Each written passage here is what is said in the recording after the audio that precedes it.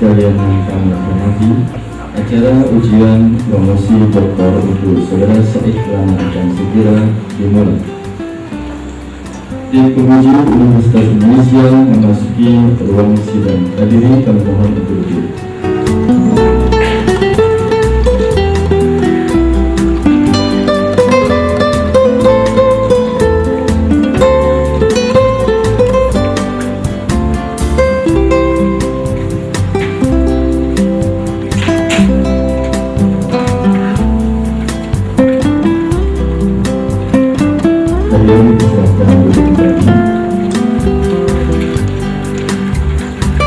Saudara Promovius Said Kelana beserta pendamping silakan masuk ke sidang.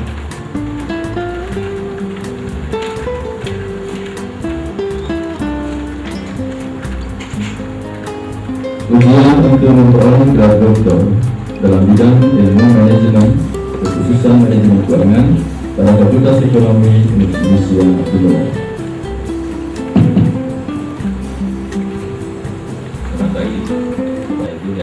Co-promotor adalah Dr. Bambang Hermanto. Co-promotor adalah Dr. Yuda Agung. Kemudian tim penguji, ketua tim penguji adalah Profesor Dr. Piono Cipto Haryanto. Anggota tim penguji Dr. Siddhartha Utama dan Dr. Indra Wijaya. Sidang akademik Universitas Indonesia dengan ini saya buka. Saudara Promovendus, sidang akademik Universitas Indonesia yang saat ini berlangsung dalam rangka ujian promosi doktor akan mengajukan pertanyaan ataupun sanggahan atas disertasi saudara yang berjudul Desain Premi Asuransi Deposito Berdasarkan Risiko, Kajian Teori dan Empiris di Indonesia. Selanjutnya, kami persilakan Saudara Profesor Dr. Wahyudi Prakasa selaku promotor untuk memulai acara ujian. Saudara selama kurang lebih 15 menit.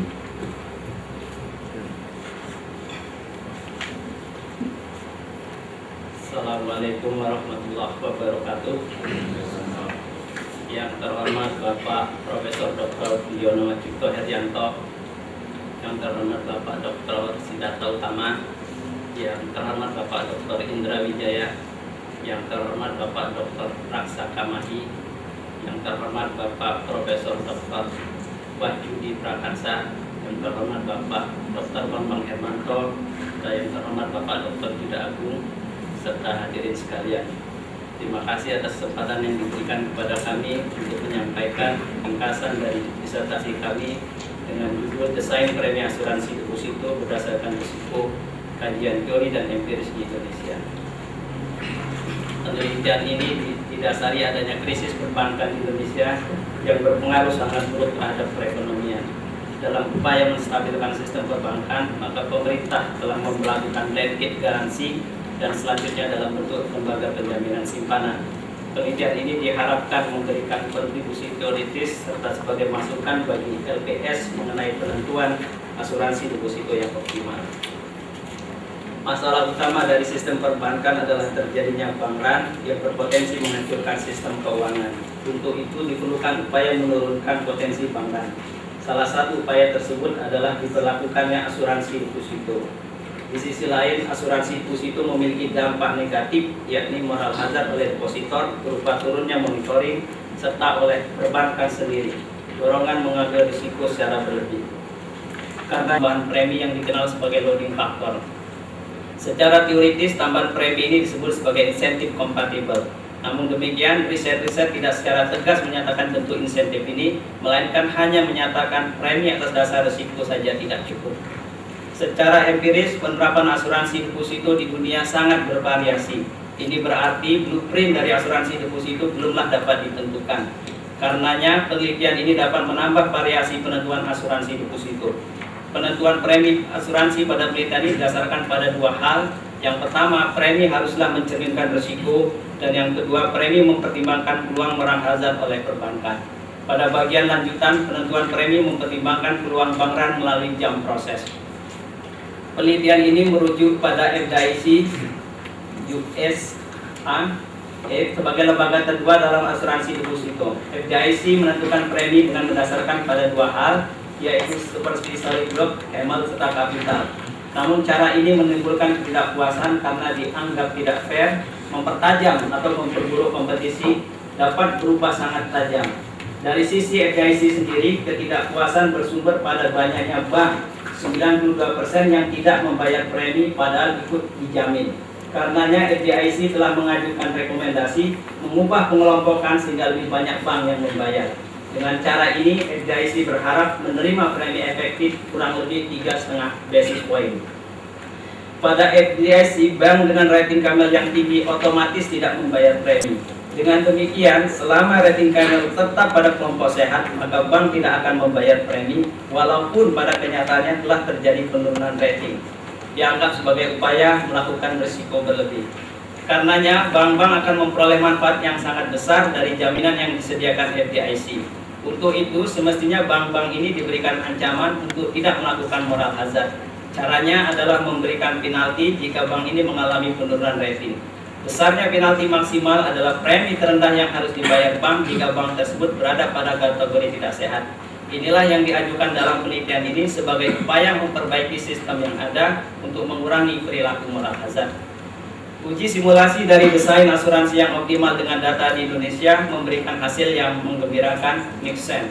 Premi efektif rata-rata adalah 22 basis point dengan rentang rata-rata 6,8 sampai 55,4 basis point. Ditemukan 3,76% data bank yang melakukan perilaku moral hazard dan terkena penalti. Pentingnya penalti dapat ditunjukkan dengan adanya penurunan rating sebuah bank yang sangat tajam, 15 poin, yang menunjukkan besarnya potensi moral hazard. Adanya koreksi ini akan berdampak positif bagi kehati-hatian bank. Dari uji simulasi diperoleh jumlah maksimal bank tidak membayar premi sebesar 50,5%. Jumlah ini masih lebih rendah dibandingkan FDIC, yakni 92%. Selain itu, dalam penelitian ini setiap risiko akan memperoleh harga sehingga premi akan lebih mencerminkan risiko. Satu hal yang perlu dipertimbangkan dengan cara ini adalah setiap kenaikan rating Camel Bank kategori selain bank sehat akan berarti penurunan premi. Dengan cara ini diharapkan bank terpacu untuk memperbaiki ratingnya. Namun kekhawatiran terjadinya window dressing tetap harus menjadi perhatian utama. Jika dalam aspek empiris penentuan premi berdasarkan rating Camel, maka tidak demikian halnya dalam aspek teoritis. Secara teoritis, penentuan besarnya premi fair asuransi mempergunakan teori opsi put flex full. Namun sebagaimana dikemukakan di muka, premi fair saja tidak cukup, melainkan perlu mempertimbangkan insentif compatible plan. Penelitian ini mempergunakan teori opsi put flex full dengan mempertimbangkan co-insurance sebagai insentif compatible plan. Sebagaimana diketahui, jika bank mengikuti program asuransi, maka bank akan terdorong melakukan moral hazard. Ini berarti fokus semestinya dari asuransi bukanlah pada aset ex post, melainkan pada aset ex ante. Karena secara teoritis kecenderungan moral hazard demikian besar, maka upaya ini perlu lebih dulu diberikan ancaman atau penalti. Dengan demikian, bentuk co-insurance atau dasar aset ex ante merupakan salah satu cara yang tepat. Hemat kami, penelitian ini memperbaiki dari Ron Verna yang juga mempertimbangkan aset ex ante namun dengan semangat pengampunan, yakni memberikan batas hipotetikal toleransi suatu aset boleh lebih rendah dari deposito. Hemat kami untuk seluruh kasus moral hazard akan lebih baik diberikan penalti dibandingkan pengampunan. Meskipun cara Ron Verna dan riset ini menghasilkan premi yang setara, yakni adanya diskonto premi, namun diskonto premi dalam riset Ron Verna tidak diikuti dengan konsekuensi apapun. Uji simulasi dari penentuan premi asuransi yang optimal dengan teori opsi dengan data di Indonesia memberikan hasil yang menggembirakan. Nixon. Premi efektif rata-rata sebesar 19,67 basis point untuk co-insurance sebesar 10% dan asumsi suku bunga risk-free sebesar 10%. Estimasi premi sensitif terhadap perubahan suku bunga bebas risiko. Jika suatu bunga bebas risiko naik, maka premi akan mengalami penurunan.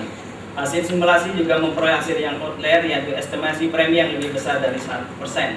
Outlier disebutkan data fundamental bank tersebut tidak memuaskan, yakni deposit per asetnya terlalu tinggi. Jika dilakukan perbandingan empiris antara metode rating Camel dan teori opsi dengan data perbankan Indonesia, diperoleh hasil yang menggembirakan, yakni estimasi premi efektif kedua metode ini hampir sama. Namun sejauh ini kami menganggap hal ini tak dapat diperbandingkan langsung karena pendekatan Kamil telah memberikan limit atas premi, sedangkan pendekatan teori opsi tidak memiliki limit atas preminya. Namun demikian, estimasi premi berdasarkan teori opsi di atas memiliki kelemahan, yakni tidak mempertimbangkan adanya peluang bank run berupa proses lompatan. Karenanya perlu dimasukkan peluang jam proses dalam estimasi premi. Literatur tidak pernah mempertimbangkan hal ini. Karenanya kami mengkombinasikan prinsip coinsurance dan jam proses. Adanya pertimbangan jam proses akan mengeliminir diskon premi yang dihasilkan dari prinsip coinsurance.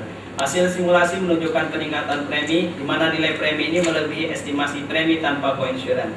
Hasil simulasi sesuai harapan, yakni makin banyak lompatan, makin besar lompatan, serta makin besar varian lompatan akan menghasilkan estimasi premi yang makin besar. Sebagai penutup, penelitian ini menegaskan menguatkan pentingnya asuransi deposito bagi kestabilan sistem perbankan serta benefit sosial pemerintah. Riset awal menunjukkan hasil campuran. Demir Kukun dan Depreciation menunjukkan negara yang mengalami krisis keuangan adalah negara yang memiliki sistem penjaminan. Perea dan Schumacher menunjukkan adanya asuransi tidak serta-merta menurunkan market disiplin dari depositor. Dalam hal ini kami ingin menunjukkan peran asuransi deposito terhadap perubahan positif deposito. Sebagaimana data ekonomi lainnya, maka deposito memiliki tren tertentu, dalam hal ini trennya positif. Karenanya tren ini harus dikontrol terlebih dahulu untuk mengetahui hasil bersih dari asuransi deposito. Diperoleh hasil bersihnya adalah positif. Berkenaan dengan benefit sosial pemerintah adalah selisih kestabilan sistem perbankan, dampak positif, dan peluang moral hazard, dampak negatif. Martin sangat meragukan asuransi deposito karena hanya melihat dampak negatifnya saja.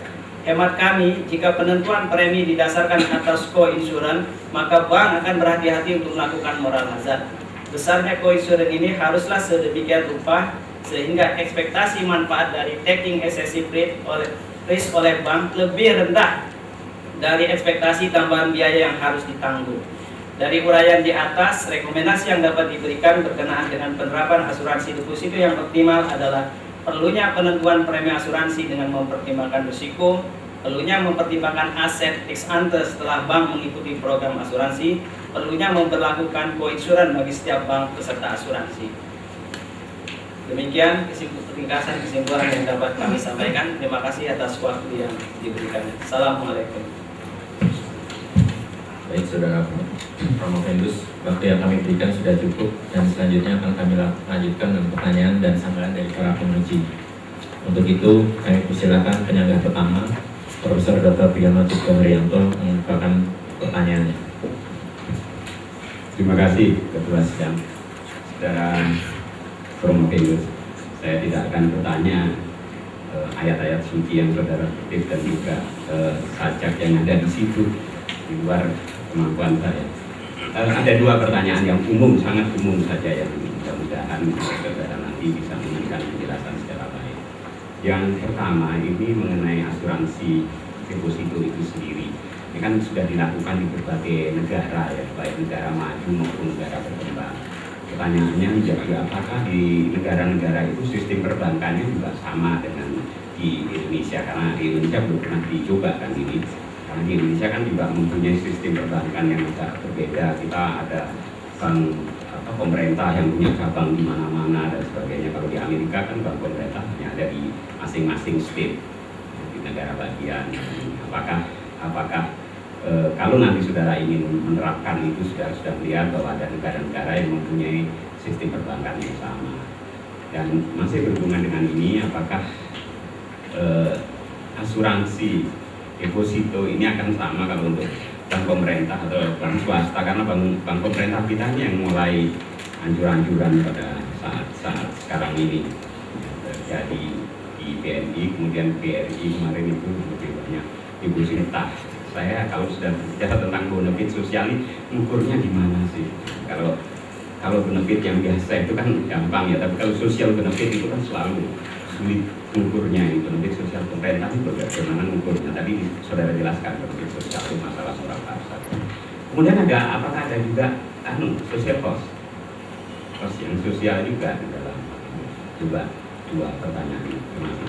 Terima kasih. Cipto Haryanto yang terhormat, Pertanyaan yang pertama, apakah sistem perbankan di dunia ini sama dan berkenan dengan asuransi deposito? Satu hal yang pasti adalah pengenaan asuransi deposito di seluruh dunia yang sudah diterapkan secara eksplisit, tidak satupun mempergunakan coinsurance, dan kebanyakan preminya adalah bersifat flat. Dan dengan premi yang flat, maka secara teoritis dia tidak mencerminkan risiko atau lebih akan menunjukkan adverse selection.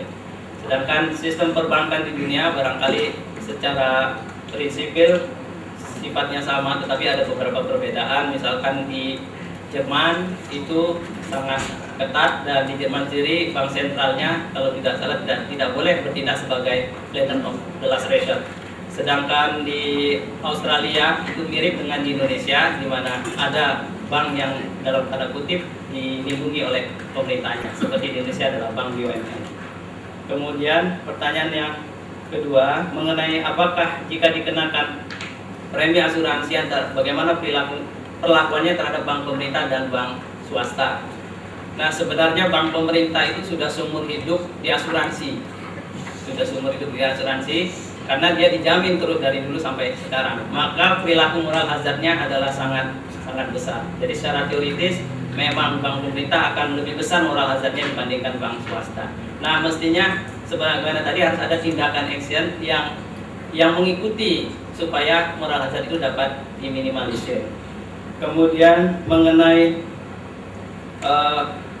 benefit sosial pemerintah, di dalam hal ini kami memang tidak melakukan suatu pengukuran yang langsung. Kami hanya membandingkan untuk menyanggah pernyataan Martin yang menyatakan bahwasanya asuransi deposito itu mestilah menghasilkan nilai negatif, karena setelah dia diasuransi maka seluruh biaya penanggungan itu dipindahkan kepada penjamin, sehingga bank itu ya risk free, demikian. Nah, kami menyanggah kalau seperti itu maka dia akan selalu bernilai negatif. Tetapi kalau kemudian setelah diikuti asuransi banknya tetap harus memiliki tanggung jawab, maka nilai negatifnya itu akan dapat diminimalisir.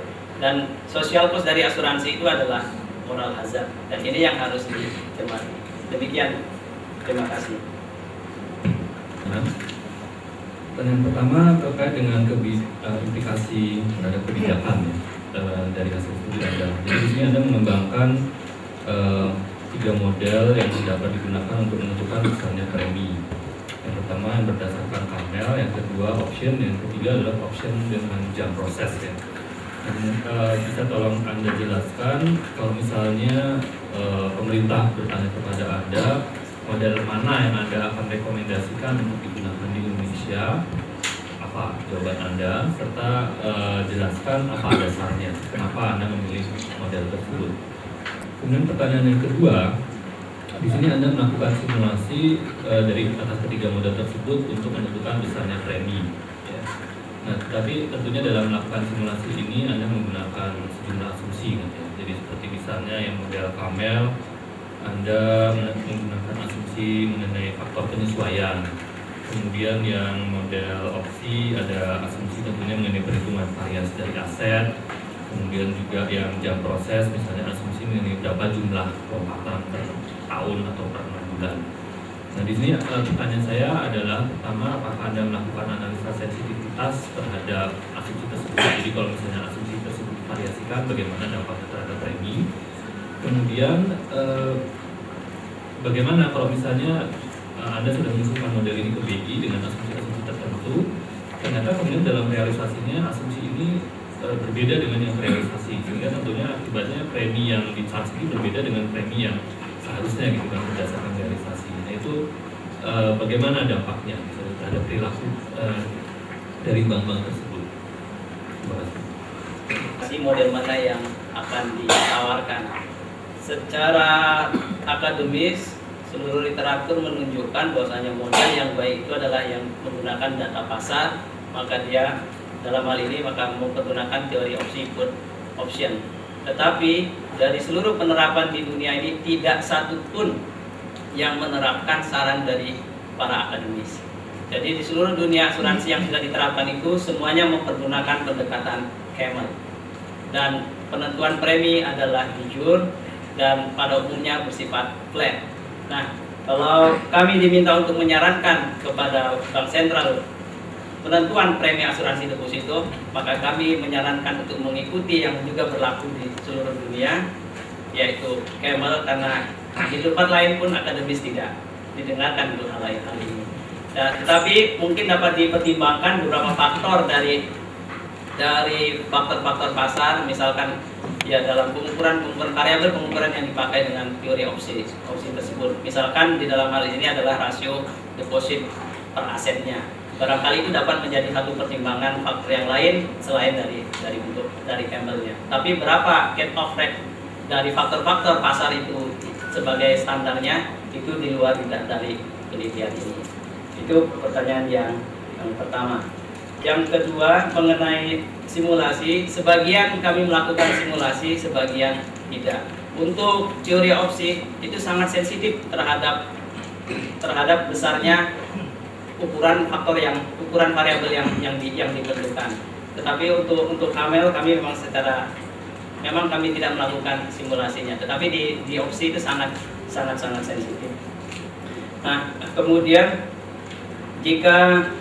bagaimana kalau asumsinya berubah? Tentu karena di sini memakai simulasi, jika asumsi berubah, maka asumsi itu jelas akan merubah hasil premi yang dihasilkan.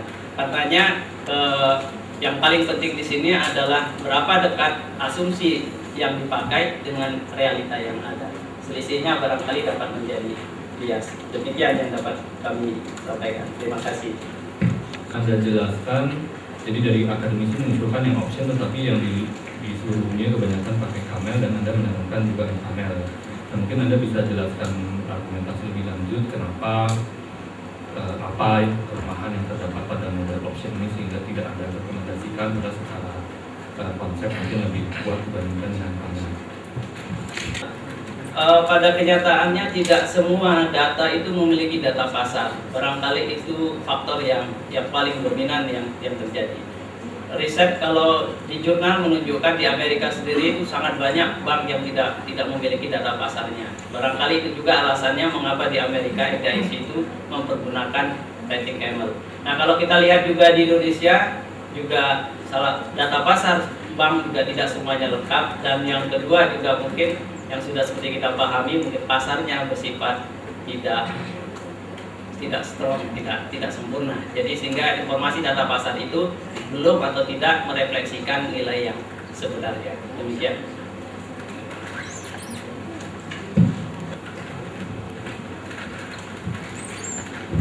Terima kasih Pak Ketua Sidang.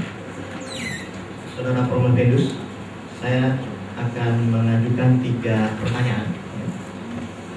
Yang pertama adalah mengenai coinsurance. Di dalam penelitian saudara, di dalam penentuan desain asuransi deposito ini, Anda melibatkan atau mengaitkan aspek coinsurance ya, terhadap bank yang mendapat asuransi. Coba saudara jelaskan bagaimana penerapan coinsurance itu dapat diterapkan ya, secara efektif pada bank-bank yang kategori sakit atau kolaps ya. Oke, itu yang pertama. Yang kedua adalah masih berkaitan dengan coinsurance ini. Di dalam desain yang saudara teliti, saudara juga mengusulkan untuk selain menggunakan coinsurance ya, juga mengaitkan dengan pendekatan jam proses. Dan saudara mengatakan bahwa apabila itu dikaitkan coinsurance dengan jam proses, itu akan memberikan suatu premi yang sesungguhnya sebenarnya. Dapatkah saudara jelaskan mengapa demikian? Yang terakhir berkaitan dengan prompt correction action. Dari aspek regulasi, saudara katakan memang diperlukan adanya suatu penerapan prompt correction action. Bagaimana penerapan prompt correction action ini diperlakukan di Indonesia? Bagaimana kemungkinannya? Bisa dijelaskan? Terima kasih. Pertama mengenai coinsurance, penerapannya secara efektif dan bagaimana terhadap bank yang sakit. Nah, coinsurance yang kami lakukan di sini adalah jadi ada manfaatnya bagi bank itu sendiri. Yang pertama karena dia dipertimbangkan sebagai tambahan aset ex ante-nya. Dengan demikian bank akan memperoleh suatu diskonto premi dan dia bersifat opsi. Jadi kalau kemudian bank yang mengalami suatu kerugian, dari standar yang ditentukan, bank wajib menanggung sebagian dari kerugian itu. Nah, berapa besar koinsuran yang efektif ini? Ini akan sangat sulit karena dia terbentur dari undang-undang PT. Salah satu pasal, kalau tidak salah, undang-undang PT adalah kewajiban yang terbatas dari para pemiliknya. Dan ini mungkin harus ada suatu dorongan politis untuk menggulkan satu aturan tertentu sehingga pihak bank yang ditanggung di asuransi tidak boleh setelah mengikuti program asuransi dia lepas. Tapi itu harus ada undang-undang tertentu karena mungkin bertentangan dengan undang-undang PT-nya. Jadi hal ini mungkin akan ada sedikit kesulitan dalam penerapannya. Perlu anggota DPR. Kemudian yang kedua mengenai desain jam proses.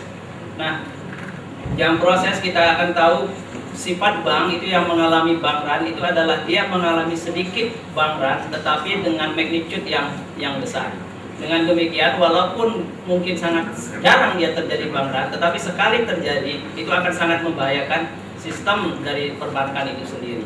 Karena hal itu bank run itu merupakan suatu dalam tanda kutip hal yang sangat dihindari di dalam sistem perbankan ini. Nah, seberapa besar adanya peluang bank run itu dalam literatur ekonomi itu selalu diarahkan kepada dua faktor, yakni membagi deposit itu menjadi deposit atau agen yang sabar dan agen yang tidak sabar. Probability dari besarnya agen yang sabar dan yang tidak sabar itu akan menghasilkan probability dari bank run itu. Tetapi dia tidak dimasukkan di dalam penghitungan preminya. Nah, kebetulan juga di dalam teori opsi itu ada jam proses yang dapat dianggap sebagai peristiwa bank run karena jamnya dapat dilakukan. Nah, dengan demikian kalau kita memasukkan jam run, memasukkan bank run, maka sudah jelas kita memperhitungkan benar-benar true risk. Karena bagaimanapun juga bank run itu walaupun dia sangat jarang, tetapi itu adalah merupakan risiko yang harus sedapat mungkin dihindari. Justru mungkin risiko bank yang paling berat secara sistem adalah bank run. Kemudian yang ketiga mengenai prompt correction action di perbankan di Indonesia, kalau tidak salah mungkin biasanya itu diikuti dengan satu standar, misalkan CAR minimalnya. CAR minimal itu menunjukkan dorongan agar bank lebih bersifat prompt correction action. Demikian yang dapat kami sampaikan. Terima kasih. Baik, apakah ada pertanyaan selanjutnya untuk Ibu Dia? Terima kasih. Baik, kami lanjutkan dengan penyangga berikutnya, Saudara Co-Promotor Dr. Yuda Agung. Yang persilakan.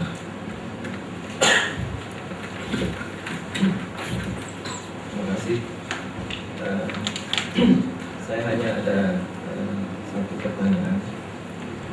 Anda menyarankan menggunakan Camel sebagai metode dalam perhitungan premium applicable. Tapi seperti kita ketahui, kritik utama terhadap Camel adalah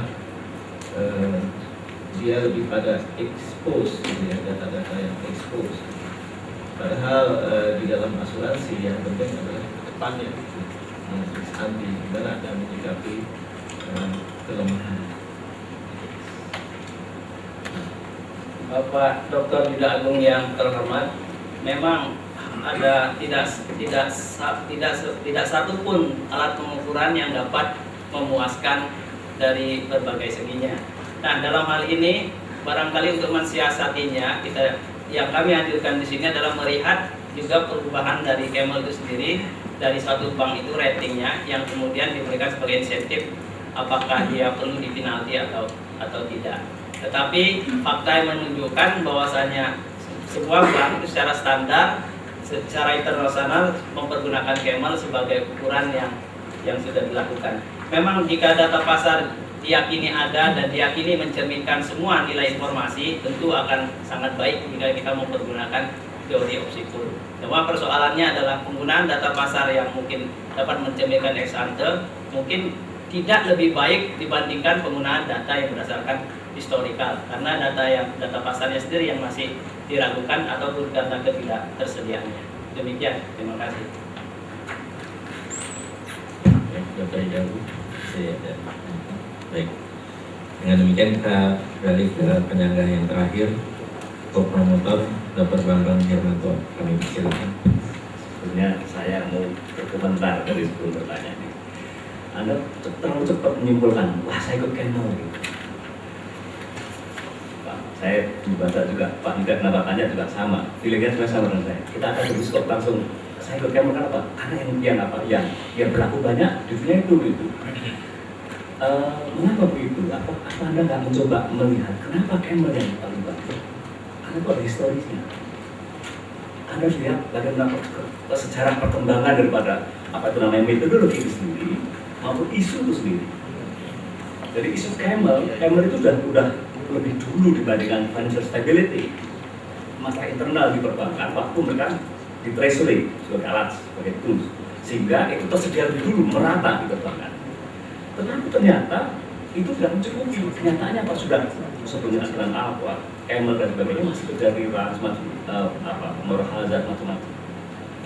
Sehingga menyangkut dari isu besar yang sekarang jadi isu besar internasional maupun nasional soal financial stability. Dan secara akademik kalau Anda cek,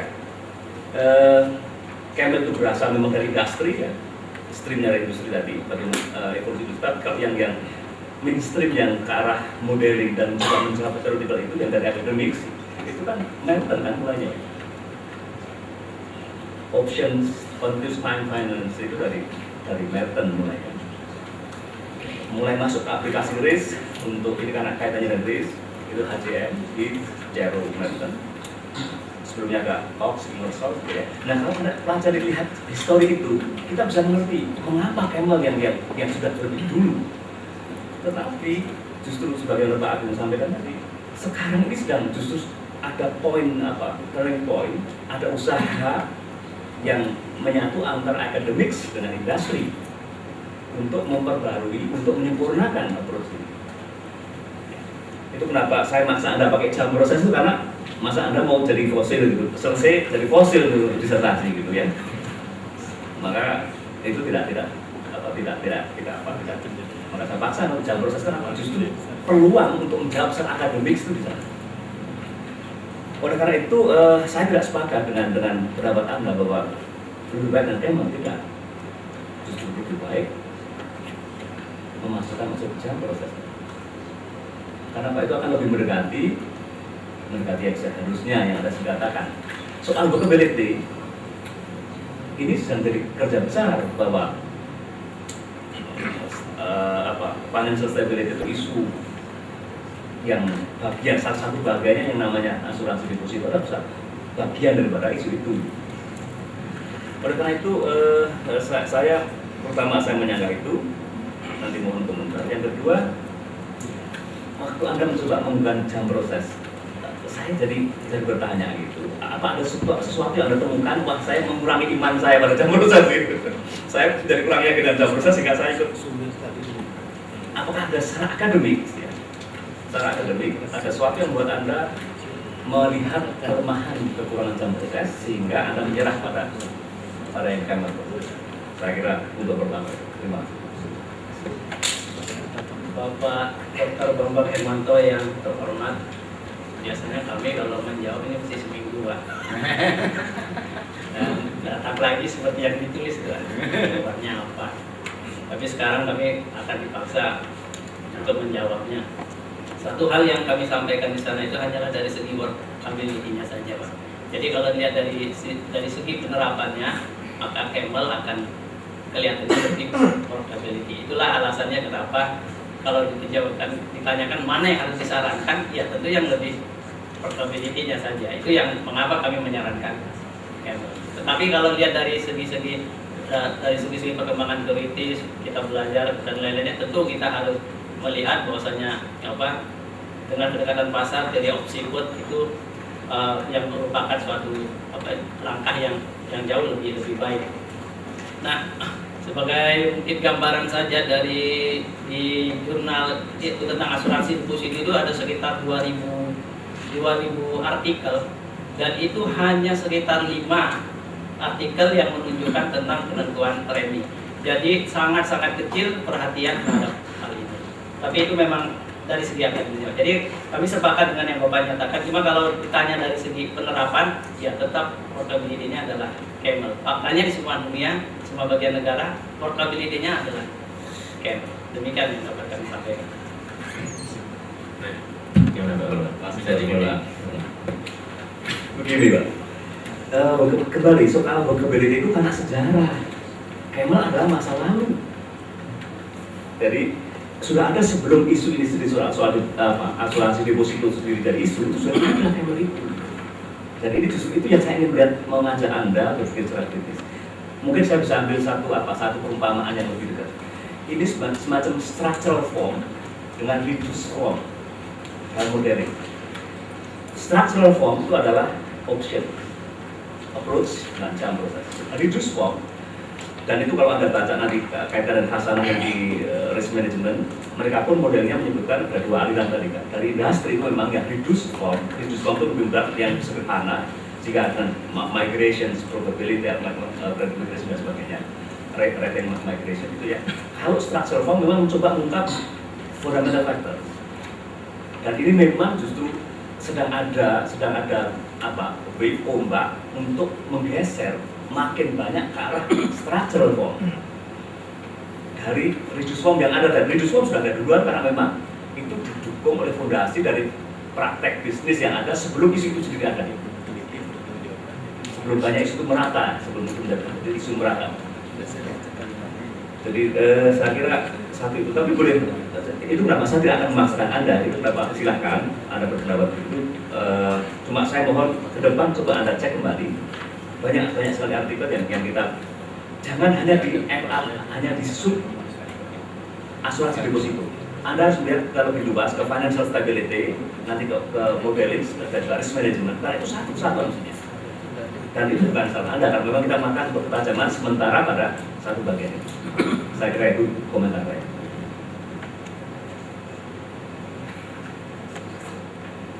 Ya, tidak perlu dijawab. Waktu ujian selesai. Baik, Bapak Ibu dan Saudara sekalian, ujian telah berakhir. Izinkanlah saya mengadakan sidang tertutup untuk melakukan penilaian dan untuk sementara sidang saya skors. Dewan Penguji Universitas Indonesia meninggalkan ruang sidang. Hadirin kami mohon berdiri.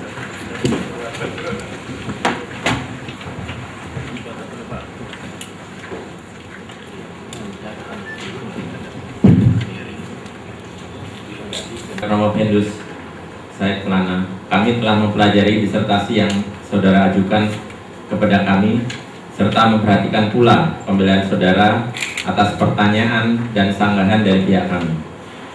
Promotor yang diketuai Profesor Dr. Wahyudi Prakasa telah menyampaikan keterangan mengenai pengembangan keahlian saudara, dan Ketua Program Studi telah melaporkan ujian prapromosi saudara kepada kami. Berdasarkan semua itu, tim penguji Universitas Indonesia memutuskan untuk mengangkat saudara Said Kelana menjadi doktor dalam bidang ilmu manajemen kekhususan manajemen keuangan dengan yudisium cum laude.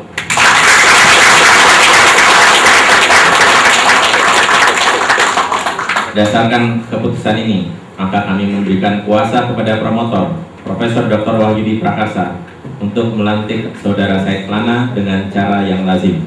Upacara pelantikan dimulai. Hadirin yang mohon berdiri. Dengan rasa gembira, saya menerima tugas yang diserahkan oleh Ketua Sidang kepada saya. Berdasarkan peraturan perundang-undangan yang berlaku dan sesuai dengan keputusan Sidang Akademik Universitas Indonesia, saya menyatakan saudara Said Kelana lahir tanggal 24 Februari 1970 di Lampung Selatan, menjadi doktor dalam bidang ilmu manajemen, kekhususan manajemen keuangan. Sehingga saudara memperoleh hak dan kehormatan yang dicakup oleh gelar itu sesuai dengan adat kebiasaan yang berlaku. Sebagai bukti pengangkatan saudara, dengan ini saya serahkan ijazah yang telah ditandatangani oleh Rektor dan Dekan Fakultas Ekonomi Universitas Indonesia. Berkenan saya mengucapkan selamat atas gelar yang saudara peroleh.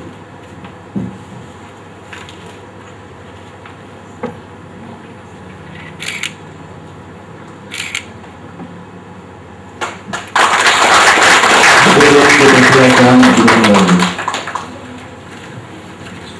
Dipersilakan promotor Profesor Sarwudi Barat.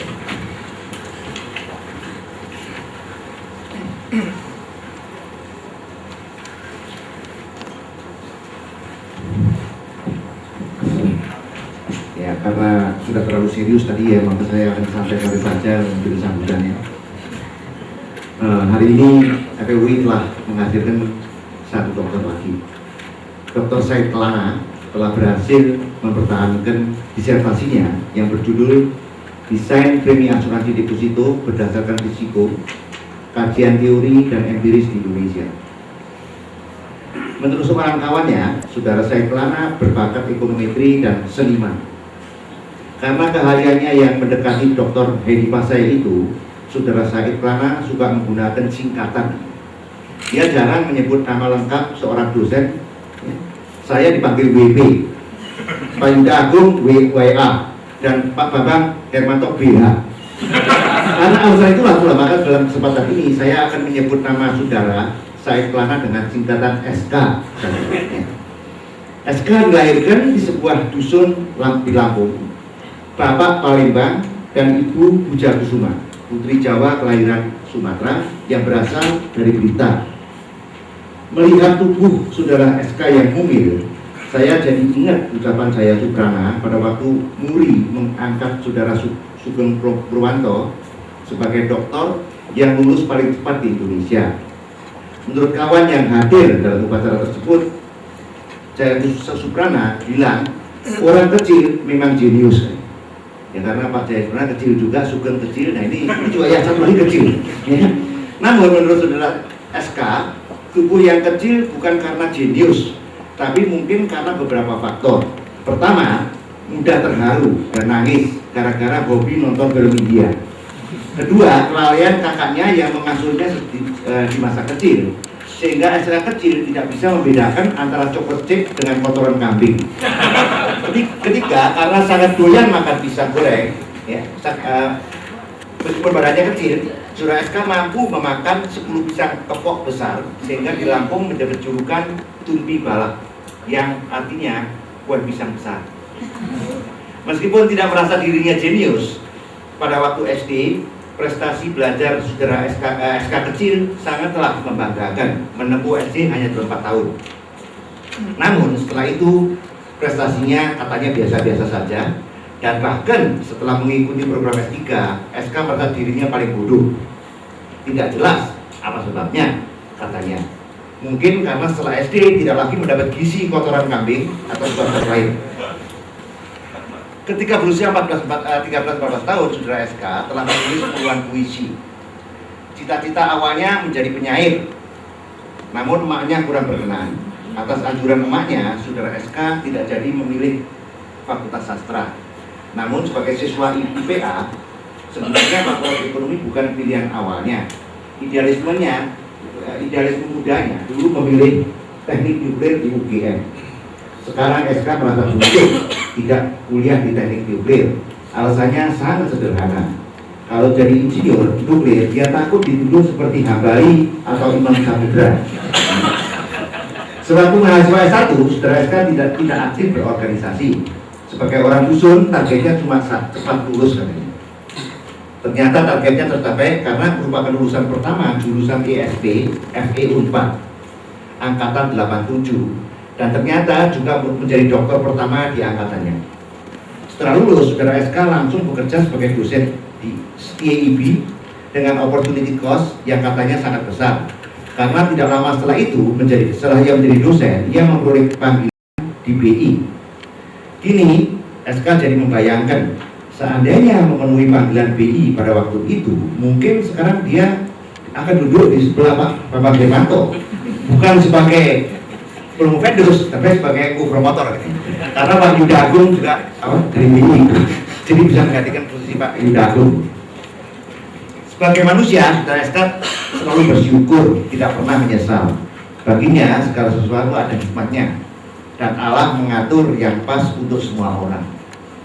Tidak menyesal menjadi dosen, karena sebagai dosen, Saudara SK tidak pernah atau setidaknya jarang stres, dan ada kesempatan untuk bermain bola.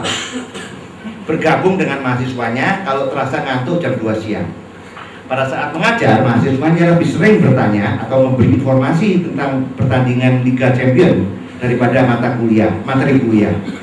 Sebagai penggemar bola, dalam pergaulan dengan teman seusianya, saudara SK sangat susah memanggil bapak, termasuk rekan-rekan seangkatannya.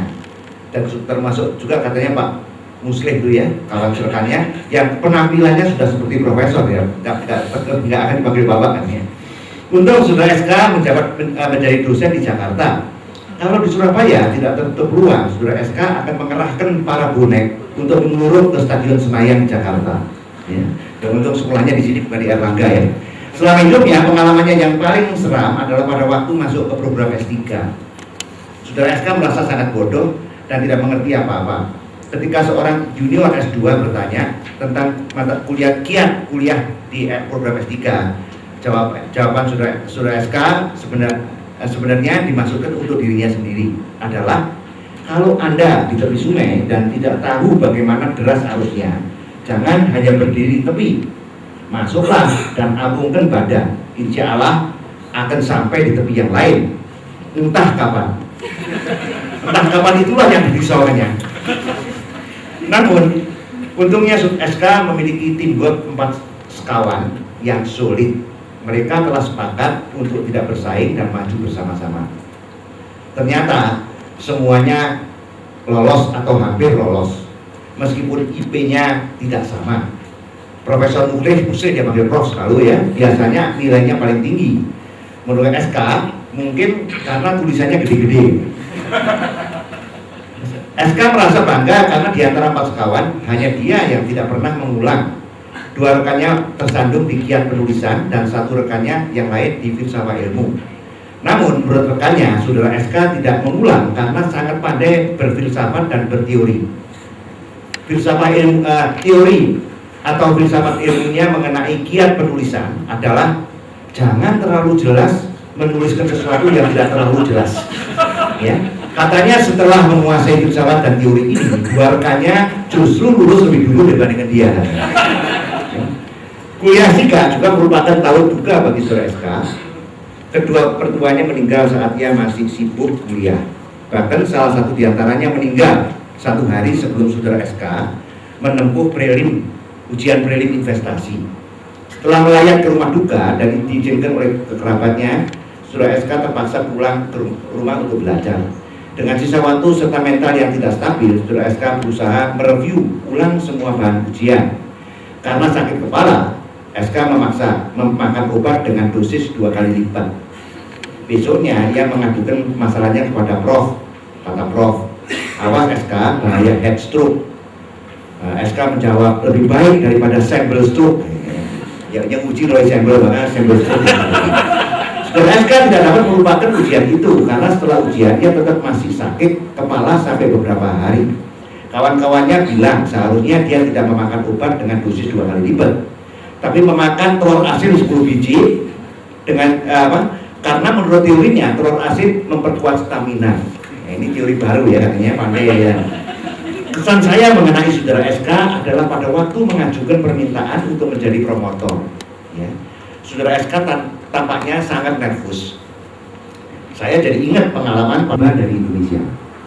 Karena bertemu dengan 2 orang ini pada waktu pendaftaran, di mana banyak sekali mahasiswa Asia yang mirip orang Indonesia, teman-teman bertanya kepada Pak Bambang, bagaimana Anda tahu 2 orang ini adalah orang Indonesia?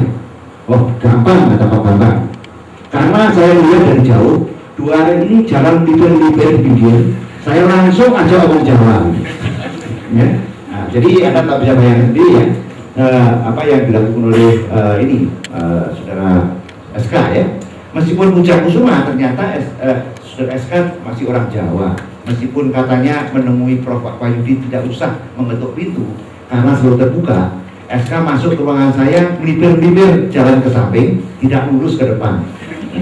Angkukan saya yang bersedia jadi promotor katanya ibarat angkukan seorang gadis yang menerima cinta pacarnya.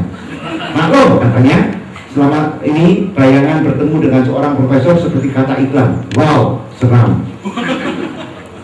Kesannya terhadap Pak Bambang Hermanto yang dia sebut Pak Ustadz Bambang sejak awal sangat care katanya. Sejak awal Ustadz sudah kasih tahu jam proses yang tadi disebut berkali-kali. Lantaran sulit, saudara SK coba mengelak, namun tetap tidak bisa. Harus setahun kemudian direalisasi. Katanya barangkali Pak Bambang dalam hati kecil berkata, emangnya gua bisa diakali? Sorry ya. Nah, Pak Ustadz paling rajin kasih literatur. Kalau minggu depan datang lagi dan masih belum jelas, maka Pak Ustadz dengan segera kasih jurnal lagi. Padahal jurnal yang lalu saja belum dibaca. Kalau makin tampak bodoh, maka jurnalnya makin banyak. Kalau tampak pinter, maka Pak Ustadz akan menguji dengan beberapa pertanyaan. Jawabannya bukan jawaban, tapi pertanyaan juga. Jawabannya apa, Pak? Nah, seperti tadi katanya harus bila seminggu, itu ternyata betul ya. Ketika bertemu dengan Pak Yuda pertama kali, kesannya mengaget. Saudara SK, meskipun bukan paranormal, Pak Yuda dapat menangkap makna tersirat dalam suatu tulisan sehingga dapat menyarankan apa yang sebaiknya ditulis. SK, mungkin SK merupakan yang terbodoh di antara bimbingan Pak Yuda. Itu ditunjukkan dari seringnya ia datang ke mengenai si ABN tahu katanya. Bagi SK sebagai anak yang orang dusun, mencapai jenjang pendidikan sempurna merupakan karunia Allah. Katanya itu sudah SK di sini. Semoga Allah memuliakan beliau berdua, ya, duanya. Terima kasih juga untuk para pembimbing dan para penguji. Dan terima kasih untuk pasca sarjana FIUI. Semoga kampus ini makin berjaya, katanya. Terima kasih untuk CIB. Terima kasih kepada 4 sekawan. Terima kasih untuk istrinya, Mus dan anaknya Sari. Terima kasih untuk semuanya. Sebagai penutup, saya ingin mengucapkan selamat berbahagia kepada saudara SK. Kedua orang tuanya, Bapak Asnawi Majid dan Ibu Ruminem Imam Zaini, yang tidak ada di sini. Juga kepada Ibu Mus istrinya dan Sari putrinya, serta kepada semua keluarga yang hadir dalam acara promosi ini. Sebagai akademisi, saya yakin karier saudara Zaid SK akan terus berjaya di masa depan dan pada akhirnya juga akan mencetak kartu dengan nama Profesor Dr. Said Kelana SIMM. Ini ada pesan dari Pak Wirno tadi, bingung gitu. Kenapa kok ini kali ini kok? Baik, Bapak Ibu dan saudara sekalian yang kami hormati, dan juga Dr. Said Kelana, pada pagi hari ini kita telah menyaksikan satu sidang promosi yang cukup, saya rasa sangat efisien dan efektif. Dan baru pertama kali saya rasa dengan jawaban-jawaban yang cukup meyakinkan kita bisa menyelesaikan dan bahkan sampai lulus mempunyai gelar doktor dengan pendidikan cum laude. Saya rasa ini merupakan satu prestasi tersendiri, khususnya buat Fakultas Ekonomi Universitas Indonesia. Dr. Said Kelana merupakan lulusan ke-25 dari program Pascasarjana Ilmu Ekonomi, Ilmu Manajemen, program doktor, dan merupakan lulusan ke-14 untuk studi khusus manajemen keuangan. Memang kalau kita lihat daripada apa yang sudah disampaikan oleh Profesor Dr. Wahyudi Prakasa, tampaknya apa yang selama ini menjadi semacam momok ya, buat program doktor. Dr. Said Kelana telah dapat untuk hubungan yang baik antara kedua institusi di masa-masa mendatang. Saya rasa pada pagi hari ini kita telah menyelesaikan satu hal yang cukup baik dan cukup bermanfaat buat kita semua. Dan untuk itu saya selaku pimpinan Fakultas Ekonomi Universitas Indonesia sekali lagi mengucapkan selamat kepada saudara Dr. Said Kelana.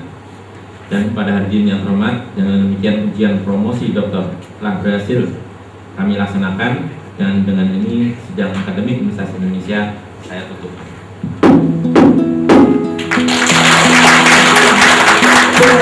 Ujian selesai. Selanjutnya kami mohon kepada dokter yang selanjutnya berlantik, Dr. Said Kelana, untuk dapat berfoto bersama dengan penguji.